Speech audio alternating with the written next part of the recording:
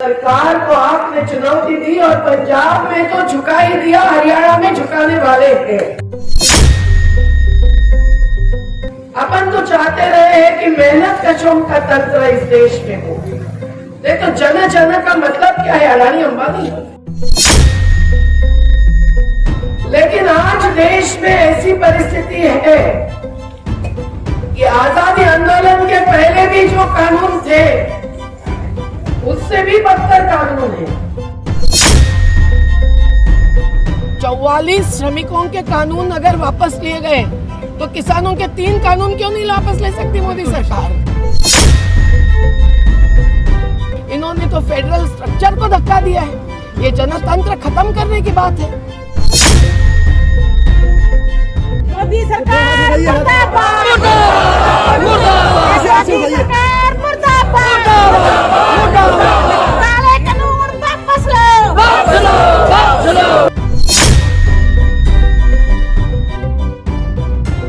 ਪੰਜਾਬ ਦੇ ਵਿੱਚ ਕਿਸਾਨੀ ਸੰਘਰਸ਼ ਦੇ ਦਰਮਿਆਨ ਅਸੀਂ ਮਾਨਸਾ ਜ਼ਿਲ੍ਹੇ ਦੀ ਇੱਕ ਤਸਵੀਰ ਤੁਹਾਨੂੰ ਦਿਖਾਉਣ ਜਾ ਰਹੇ ਹਾਂ, ਜਿੱਥੇ ਰੇਲਵੇ ਟਰੈਕ ਦੇ ਉੱਤੇ ਪੱਕਾ ਮੋਰਚਾ ਕਿਸਾਨਾਂ ਦਾ ਲੱਗਿਆ ਹੋਇਆ। ਪੰਜਾਬ ਦੇ 4 ਜ਼ਿਲ੍ਹੇ ਨੇ, ਮਾਲਵਾ ਖਿੱਤੇ ਦੇ ਮਾਨਸਾ, ਬਠਿੰਡਾ, ਸੰਗਰੂਰ ਤੇ ਬਰਨਾਲਾ। ਇਹਨਾਂ 4 ਜ਼ਿਲ੍ਹਿਆਂ ਦੇ ਵਿੱਚ ਕਿਸਾਨਾਂ ਦਾ ਸੰਘਰਸ਼ ਹੈ ਪੂਰੇ ਸਿਖਰ ਦੇ ਉੱਤੇ ਹੈ। ਸ਼ਹਿਰਾਂ ਦੇ ਲੋਕ ਹੋਣ ਜਾਂ ਫਿਰ ਪਿੰਡਾਂ ਦੇ ਲੋਕ ਹੋਣ, ਬੱਚੇ ਨੂੰ ਪਤਾ ਹੈ ਕਿ ਪੰਜਾਬ ਦੇ ਵਿੱਚ ਕੀ ਚੱਲ ਰਿਹਾ ਹੈ। ਇਹਨਾਂ ਚਾਰੇ ਸ਼ਹਿਰਾਂ ਦੇ ਹਰ ਪਿੰਡ ਦੇ ਲੋਕ ਰੋਜ਼ਾਨਾ ਇਹਨਾਂ ਮੋਰਚਿਆਂ ਦੇ ਉੱਤੇ ਪਹੁੰਚਦੇ ਨੇ। ਇੱਕ ਪਿੰਡ ਤੋਂ ਇੱਕ ਟਰਾਲੀ ਜਾਵੇ, ਚਾਹੇ 2 ਟਰਾਲੀਆਂ ਜਾਣ, ਰੋਜ਼ਾਨਾ ਭਰ ਕੇ ਬਦਲਵੇਂ ਬੰਦੇ ਨੇ ਜਿਹੜੇ ਉਹ ਮੋਰਚਿਆਂ ਦੇ ਵਿੱਚ ਆਪਣੀ ਹਮਾਇਤ ਜਿਹੜੀ ਆ ਉਹ ਦੇਣ ਜਾਂਦੇ ਨੇ ਕਿਸਾਨਾਂ ਨੂੰ। ਔਰ ਖਾਸ ਕਰਕੇ ਬੱਚੇ ਜਿਹੜੇ ਇੱਥੋਂ ਦੇ ਇਲਾਕੇ ਦੇ ਮੋਰਚਿਆਂ ਦੇ ਵਿੱਚ ਜ਼ਿਆਦਾ ਦਿਖ ਰਹੇ ਨੇ। ਅਸੀਂ ਤੁਹਾਨੂੰ ਤਸਵੀਰ ਦਿਖਾਉਂਦੇ ਆ ਜਦੋਂ ਨਰਮਦਾ ਬਚਾਓ ਅੰਦੋਲਨ ਦੀ ਜਿਹੜੀ ਲੀਡਰ ਹੈ ਉਹ ਉੱਥੇ ਮਾਨਸਾ ਪਹੁੰਚੇ ਨੇ, ਜਿਨ੍ਹਾਂ ਦਾ ਨਾਮ ਮੇਧਾ ਪਾਟੇਕਰ ਹੈ। ਮੇਧਾ ਪਾਟੇਕਰ ਖਾਸ ਤੌਰ ਤੇ ਮਾਨਸਾ ਪਹੁੰਚੇ, ਜਿੱਥੇ ਉਹਨਾਂ ਨੇ ਕਿਸਾਨਾਂ ਨੂੰ ਸੰਬੋਧਨ ਕੀਤਾ, ਸਰਕਾਰਾਂ ਨੂੰ ਲਲਕਾਰਿਆ। ਮੇਧਾ ਪਾਟੇਕਰ ਉਹ ਸੋਸ਼ਲ ਐਕਟਿਵਿਸਟ ਹੈ ਜਿਨ੍ਹਾਂ ਨੇ 1985 ਦੇ ਵਿੱਚ ਨਰਮਦਾ ਨਦੀ ਬਚਾਓ ਅੰਦੋਲਨ ਸ਼ੁਰੂ ਕੀਤਾ ਸੀ। ਔਰ ਉਹ ਅੰਦੋਲਨ ਹੈ ਜਿਹੜਾ ਅੱਜ ਤੱਕ ਵੀ ਉਸ ਦੀ ਚਰਚਾ ਹੁੰਦੀ ਹੈ। ਮੇਧਾ ਪਾਟੇਕਰ ਨੇ ਕੀ ਕਿਹਾ ਹੈ ਉਸ ਧਰਨੇ ਦੇ ਵਿੱਚ ਪਹੁੰਚ ਕੇ, ਮਾਨਸਾ ਦੇ ਵਿੱਚ ਪਹੁੰਚ ਕੇ, ਉਹ ਸਾਰੀ ਤਕਰੀਰ ਤੁਹਾਨੂੰ ਸੁਣਾ ਦਿੰਦੇ ਆ। ਹਿੰਦੀ ਵਿੱਚ ਉਹ ਬੋਲੇ ਨੇ, ਪਰ ਆਸ ਕਰਦੇ ਆ ਕਿ ਉਹ ਵੀ ਤੁਸੀਂ ਸਮਝ ਜਾਓਗੇ, ਕਿਉਂਕਿ ਕਾਫੀ ਸ਼ਬਦ ਨੇ ਜਿਹੜੇ ਹਿੰਦੀ ਪੰਜਾਬੀ ਦੇ ਉਹ ਰਲਵੇਂ ਮਿਲਵੇਂ ਹੁੰਦੇ ਨੇ। ਹਿੰਦੀ ਦੇ ਵਿੱਚ ਮੇਧਾ ਪਾਟੇਕਰ ਦੀ ਤਕਰੀਰ ਤੁਹਾਨੂੰ ਸੁਣਾਉਂਦੇ ਆ। आज आपको सलाम करने के लिए हम आए हैं। आप जिस हौसला ही नहीं, जिस विचारधारा को, जिस एकता को और जिस जनशक्ति को लेकर पंजाब में ये आंदोलन चला रहे हैं, उसको पूरा देश और दुनिया देख रही है। और हम मानते हैं कि अभी मैं सिरसा से भी आई, हरियाणा और पंजाब की बात को, जहां सरकार को आपने चुनौती दी और पंजाब में तो झुका ही दिया, हरियाणा में झुकाने वाले हैं। यही होना चाहिए किसान राज का मकसद, क्योंकि आखिर दलीय राजनीति से आजकल कोई भी जवाब नहीं मिल रहा है। जसबीर बहन जी और ये महिला शक्ति जो है, युवा शक्ति जो आपके साथ है, उन सब के ही आधार पर जनतंत्र बच सकता है, अन्यथा नहीं बच सकता।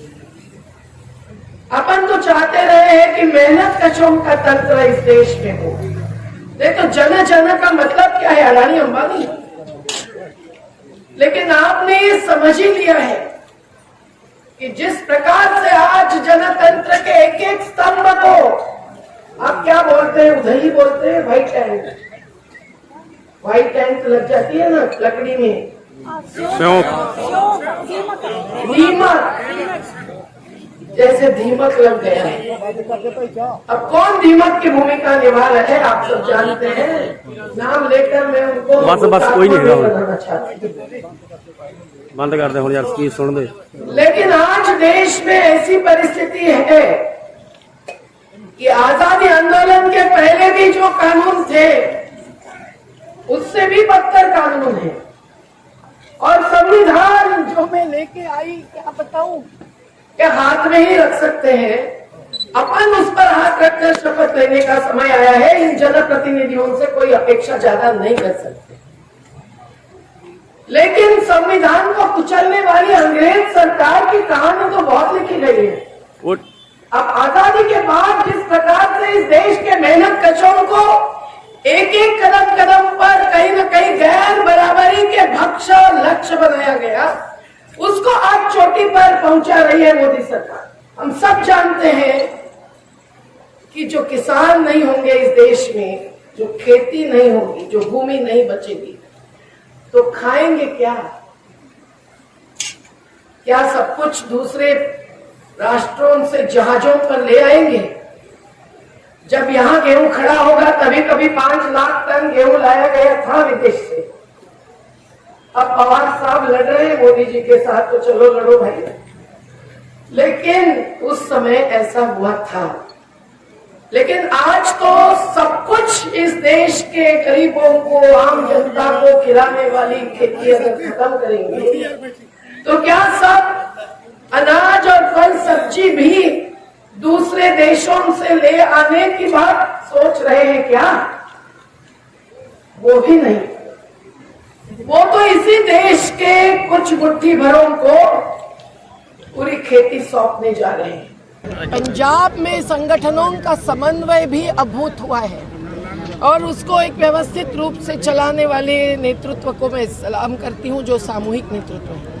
दूसरी बात कि पंजाब ने दलीय राजनीति में उतरने के बिना भी जन आंदोलनों की राजनीति से सरकार को जनप्रतिनिधित्व करने के लिए मजबूर किया है, जिससे अकाली दल को अपनी भूमिका बदलनी पड़ी और रास्ता सुधरना पड़ा।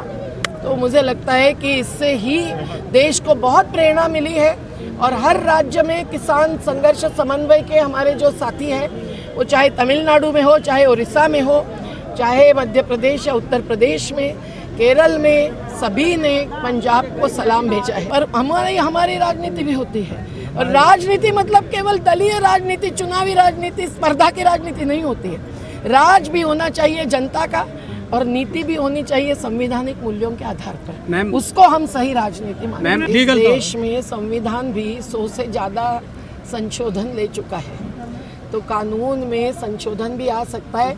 44 श्रमिकों के कानून अगर वापस लिए गए तो किसानों के 3 कानून क्यों नहीं वापस ले सकती मोदी सरकार? बिल्कुल हो सकती है। वो अभी श्रमिकों के 100 कानून जो राज्य स्तरीय है वो भी वापस ले रहे। और खेती तो राज्य का हिसाब है, राज्य का अधिकार है खेती संबंधी कानून करने का। पहले तो मैं बोलना भूल गई, इन्होंने तो फेडरल स्ट्रक्चर को धक्का दिया है। ये जनतंत्र खत्म करने की बात है। अब देखिए स्टेट लिस्ट में कहाँ है, एक का अधिकार हो गया, यूनियन लिस्ट में कहाँ है। इन्होंने शिक्षा भी अपने हाथ में ली है, एक का अधिकार, क्योंकि वो कंपनियों से बड़े बड़े लाख लाख रुपए के फीस वाले स्कूल चलाना चाहते हैं। ऑनलाइन का मतलब वही है, हम ऑफलाइन हुए तो ही हम सही लाइन पर चल रहे हैं। आंदोलन क्या है? रास्ते पर चलना होता है, खुद को झकझोरना होता है और समाज को भी झकझोरना होता है।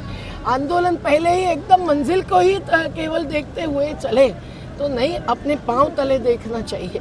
ये व्हाट्सएप है ना, वो व्हाट्सअप हो गया है, हम व्हाट्स डाउन वाले लोग हैं।